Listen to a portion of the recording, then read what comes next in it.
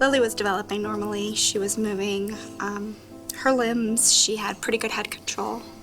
At about 4.5 months, we started noticing that she was getting very stiff. I was breastfeeding at the time, so I started eliminating things from my diet, thinking that it was tummy issues. It was at that time that I had to do a developmental milestone checklist, and I noticed that she could no longer do some of the things that she could have done the month prior.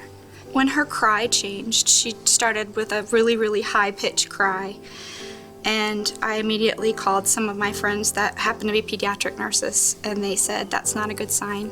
You need to get to an ER immediately.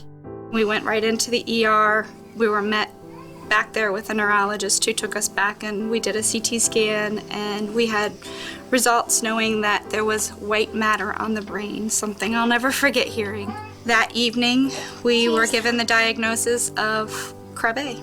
Krabbe disease is a fatal condition that is due to a mutation in a gene that produces an enzyme called galactocerebrosidase. What happens after you have this disease is that your brain demyelinates, and then you start having symptoms such as a lot of irritability, you get tightness in your muscles, you cannot eat, you become blind, you become deaf, and pretty much cannot move. We were told to spend as much time as we could, take as many pictures, because we had about 7 months left with her. We didn't know at the time was this Dr. Escolar was performing all kinds of research right here at Pittsburgh.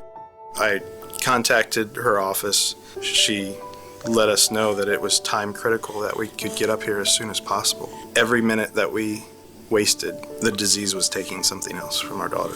The family came, and it was very clear to me that they understood that the disease had advanced enough to not allow her to ever recover movement. However, we could preserve her vision, her hearing, and her understanding. Even though she was this advanced, we had a new way to treat through transplantation that was modified here in Pittsburgh.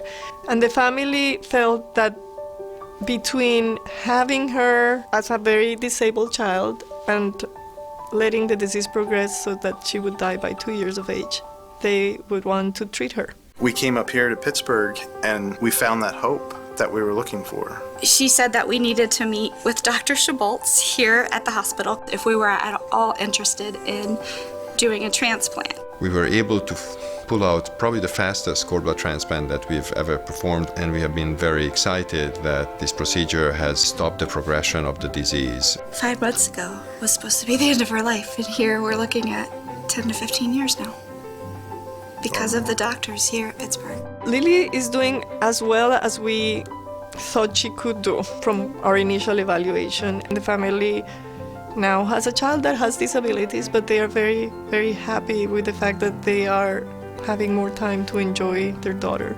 It is by no means a perfect outcome, but it is a better outcome. When we found Children's Hospital at Pittsburgh, it was life-changing. The doctors, the nurses, the staff, everyone has just been so supportive, so friendly, so helpful, so compassionate. Pittsburgh creates miracles. And Dr. Escolar specializes in these rare diseases. This is her specialty. So if there's one thing that I could tell another parent who's facing what we've been through is you need to come here. You need to find that there is hope. Our teams of international experts are focused on treating children with rare diseases, defined by leading standards of care, pioneering protocols, and individualized services in a world-class environment. At Children's Hospital of Pittsburgh of UPMC, you are not alone.